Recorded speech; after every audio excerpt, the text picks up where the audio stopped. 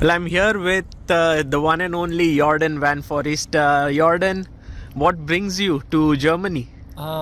Actually, it was a bit of an unplanned trip. I didn't really expect to visit the tournament. Of course, I've been following the WR Masters online, but I was on the road with my countrymates Luki and Max Warmerdam, and Luke still had to bring a suitcase to Gustafsson, who's here on site. Somehow Gustafsson lost his suitcase at the Wijk and Zee chess tournament, so we basically decided to go on a impromptu trip, kind of, and now here we are, and it's fun. We got to see the very tiny but very nice playing hall for a little while, and now we're hanging out with some of the chess players, so it's fun. Yes, how did you find this super tournament? Because having super tournaments in a calendar year is not easy. We have the Wijk, then we have Norway chess, so one more super tournament coming up is pretty good for top level chess. Yeah, for sure, especially February has always been kind of an empty month, I would say,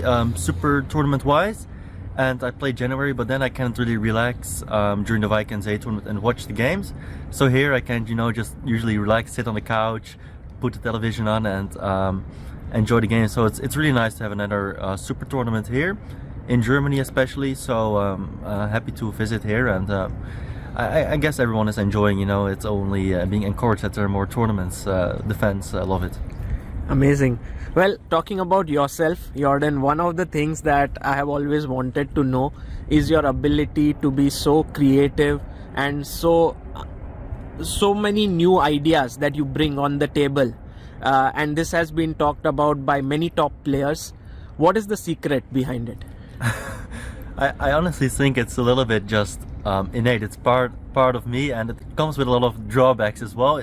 I kind of believe that it's just part of my personality in a way, that I'm kind of a creative human being. I like to look for ideas, or even when I'm not playing chess, I like to do, maybe when I'm traveling, I like to do things which are not the most touristy things, but I like to go off the known path and do something else. But it comes with a lot of drawbacks, as I said. For example, I'm not the most organized person, which usually comes hand in hand with some creativity. That right.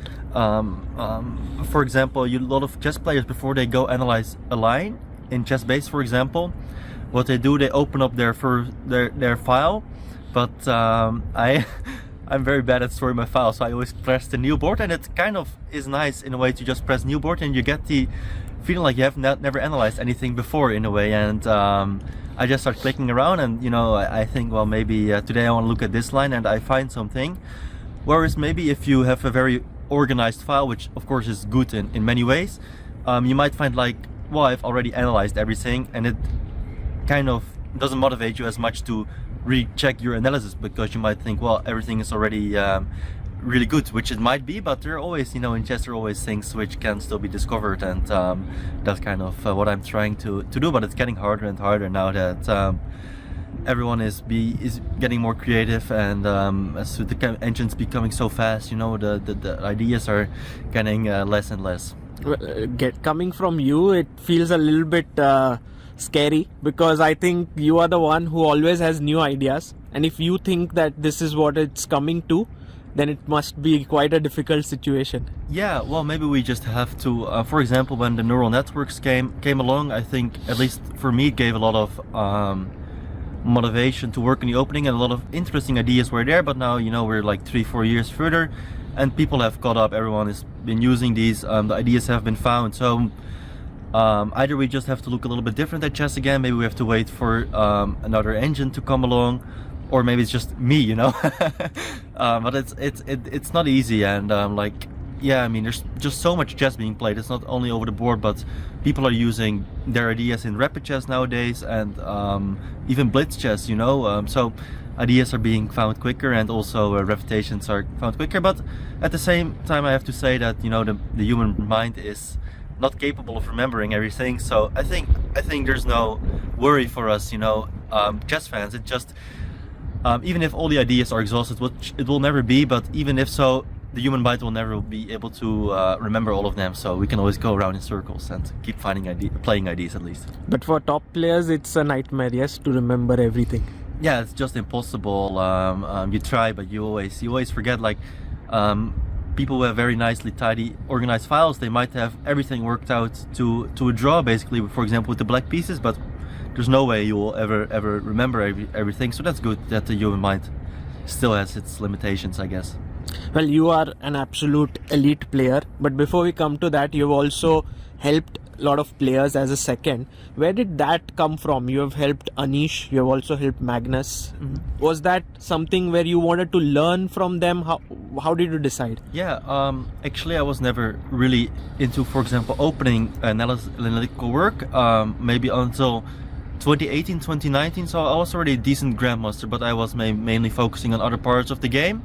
And of course I was always looking up to Anish, being my countrymate, and following him in the super tournaments. And at some point I got the opportunity to work with him. I guess I was one of the talented Dutch players he wanted to maybe collaborate with and give it a shot. And at least for me it was a tremendous learning experience. I really got into working on the opening, and I discovered maybe my strengths as well, and hopefully I contributed a little bit to Anish finding some ideas for him as well. So but just speaking for myself, I think I learned a lot from working with him, learning how how much time he's putting in it, and kind of sitting side by side working on the openings with him. And then of course in 2021 I was asked by Magnus to work for him as well, which for me once again was a big surprise, but the one I took with open arms. But I think at that point I had already won the Vaikanze tournament. I had kind of already established myself maybe as not one of the best players in the world, but maybe one of the more creative opening guys out there. Well, as you mentioned about Anish, I think I've heard that similar thing from Vidit, who said that when he watched Anish preparing, he realized that what hard work means in chess. Yeah, no, for sure. Working with a top player like Anish, I think everyone can learn from him. It's definitely like a step up. I was working with decent players, maybe not even so much on the opening, but even if we did, it was kind of relaxed. We didn't really know what to do. And with Anish, it's just super focused, hard work. You kind of really get a peek inside how a top player works on chess, and for me that really was a bit of a revelation, I guess. To see how he works on chess, how many hours he puts in. I can't say I have the same work ethic. Unfortunately, it's really a big talent he has to be able to work so many hours on chess. But still, I picked up a lot of things, because when we started working, I really didn't have a good overview of the openings. I mean, I was playing some things, but as you know, Anish plays every opening, and I think especially that was really good for me. I really managed to broaden my understanding of openings in itself, and even openings you don't play, you might still get familiar with some structures which you might be able to use later in your game as well. So it's not only about the opening work, it's really about understanding chess better. So when it comes to Anish and Magnus as two people whom you've worked with, do you find a lot of differences in them? Of course, as players we know, but as personalities? Yeah, no, I think they're basically polar opposites, maybe, if you could say, when it comes to opening work. Of course, when they sit down at the boards, they see a lot of the same moves. But opening work, I think they just take a completely different approach, which is definitely interesting, because it shows that there's not one correct way to work on chess. I've already mentioned this in some other interviews, and I think it's widely known that Magnus, he likes to keep a bit of more of a clear mind. He doesn't want to get as engaged with the concrete opening variations. Of course, he'll look at them, but he keeps a little bit more distance at least. Whereas Anish really wants to, be on top of everything what's happening. Like, he'll maybe be working with, me and two others, for example, and he'll be like communicating with all three of us at the same time and still analyze his own opening as well. So I still don't know how he does it, but it's a completely different approach. He wants to really be into it, understand all the intricacies, while Magnus prefers to keep a clearer headspace, maybe consume a little bit less energy as well. But he will look at the analysis a little bit later, maybe when everything is, well organized already. Yeah, I think this is just very, very interesting, like how players approach. What about yourself? Because how do you approach it? Because now you have learned one thing from, let's say, one top player, then there's another one. What would you prefer? Well, of course, working for Magnus, I had to learn to be more organized. It is simply mandatory. You cannot send some random gibberish and like, okay, here you go, this is fun, might not work out, but to be honest, that's still what I do for myself. I find some idea and I work it out, but it's in a way that it's not very well organized, and I might kind of understand that the other people might understand, but it's definitely not, you cannot send it to someone and be like, here you go. So like I said, I'm a creative guy. I've tried to find some ideas, and some of them are good, some of them are bad. It's not always a success, but that's just what I enjoy doing. So I really focus on the creative side of me, because I think it's one of my strengths. I know some people who have some strengths, and then when they actually try to do other things well, it diminishes their strength. Like, let's say someone is very courageous and he starts to get well mannered and so on, it impacts that phase. So does being organized impact your creativity sometimes? Yeah, that's a very interesting point you're making. I've been thinking about this myself. Sometimes if you work on your weaknesses, it might actually diminish your strengths. Yes. So I'm not sure whether being unorganized is a major weakness, to be honest, but there are maybe specific chess weaknesses if you work on them. For example, it's hard to maybe you're a bit of a defensive player, you want to be more dynamic, I don't know, but then suddenly your defensive skills go down. I'm just saying it can work out that way, but in general I do think that working on your weaknesses should be a good strategy. I do encourage it. Try to pinpoint your weakness, find them, and work on them. And well, maybe I still I need to be a little bit more organized myself, but it's not easy to do that. I think it's really part of my personality. And coming to you as a player, you have reached about 2700 right now. Maybe you lost a few points, yes. But whenever you sit on the board, there's no doubt that you can beat anyone. You showed it even in the last round of Vaikanze when you beat Nodirbek. So what are your chess ambitions at this point of time? What is it that you sort of intend to do?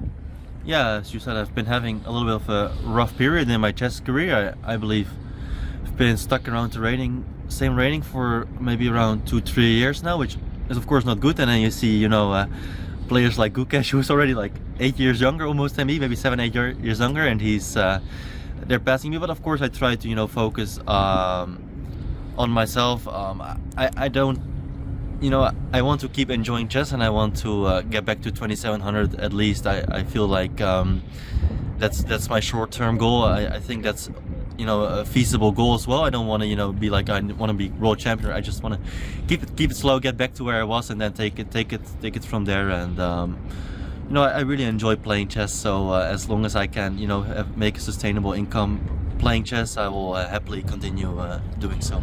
But do you do anything else apart from playing? No, I have a lot of other interests, but usually I'm very interested in other things for a couple of weeks and then it fades away. For example, last year I was very interested in physics for 3 weeks and it fades away. So it's maybe I also need to work a bit on building habits. But to be honest, it's not easy to really get good at anything when you're all the time on the road. Like, you might pick up something for a couple of weeks and then you're like playing a big tournament and you completely let that thing drop, because of course the tournament is your #1 priority. So it always happens like that. But at the moment I'm trying to go to the gym a little bit. I'm not looking super muscular yet, but I try to at least focus a bit on my physical well-being as well. But yeah, I'm a full-time chess player all in all. You talked about Gukesh a bit. What are your thoughts on these young Indian players? You've played all 3 of them recently, also Nihal, I think. What's your feeling like? Yes, no, they're all incredibly impressive. Actually, I played Prague the first time. I don't know when it was maybe 2016 or something, or 2015. It was in the Aeroflow Blitz tournament. I believe I played in 2016 in the classical tournament, but maybe the year before that I played him in the Blitz. Anyway, he was like 1600 rated in Blitz, and I won the first game, but the second game I got completely crushed. So, it's like 8 years back, he was already so good. Now they're just, top players. I mean, you can see them outplaying top players on a regular basis. They have super bright futures. I mean, just a question whether they will, completely take over, or they will just, blend right in, or with the other top players like established like Anish, Wesley So, Nepo, or whether they will go a little bit further. That's hard to say, but Oh, what do you think differentiates between the two? Like, it's so difficult. Like, for example, yourself, you are like an amazing player, and let's say Gukesh or a Prag. Is there something that you think is different in them, or you think that they can also get stagnated at some point? Yeah, it's hard to say. I think it really gets tough once you're above 27, 30. But at least to me, right now, Gukesh is the most impressive out of all of course, they're all very strong, but I would say that Gukesh maybe has the best chances to, compete for the World Championship title and maybe really be one of the greatest players, simply because he's only 16. And actually I played with him in Vaikensee and we analyzed, and he sees so much, much more than me. He calculates extremely well, and also he seems to have kind of a natural feel. And of course, like I said, he's only 2 years younger. So I don't know. I have high hopes for all of them, but maybe especially Gukesh. Yeah, I think when he was young, he didn't use engines. Maybe that is some part of. Yeah, that's very interesting. Actually, I think I read that in some interview as well.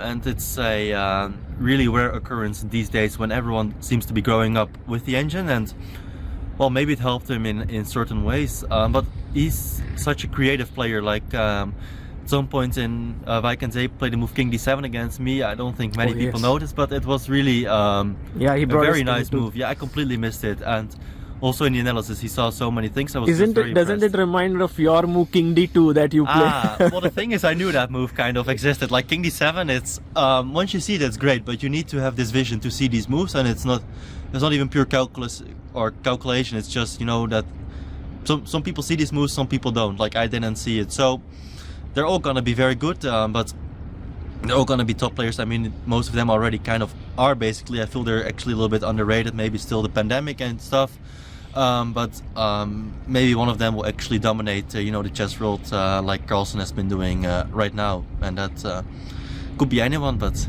I like Gukesh. And recently India had a 80th GM, and that boy has a brother who's also a GM, Vishak and Vignesh. And the first sort of people who came to my mind was your family. I think you guys are into chess in a big way. We know Lucas is a GM, but I think there are more chess players in your family, yes? Yes, so my brother Lucas is also a grandmaster. He's around 25-70, so he's a strong grandmaster for sure. We've always grown up together, basically playing the same tournaments, going from tournament to tournament with the family. And I also have a little sister. Her name is Machteld. She's around 2300 strength. Wow. She's also and how old is she? Into chess. She's 15. Wow. Yes, so we've actually played some blindfold games with her at home the other day, I think a couple of days ago. And I can really see her improvement, so it's very nice. I think when I was in Lille in 2015, she was 8 years old, I think, and Amruta had taken a picture of her. Oh, that's what I don't know. I didn't know you were there, but we were there with the whole family. We rented a little, very, very tiny apartment. It was like a one room apartment, so we're all sleeping in the same room. And we were playing the tournament there. It was very, very, very nice. So I also have actually another brother, Nan. He's around 1900, but he really enjoys playing chess as well. And then I have 2 other brothers as well, and they're not very much into chess, but they are able to play chess. So you could definitely say we are a true chess family. Although my parents, they've never really been into chess. They just decided to teach me, the oldest, the rules, and everyone has basically picked up since then, at least on being able to play, and some have tried to make a career out of it as well. It's amazing and it's fantastic. Well, Jorden, thank you so much for your time.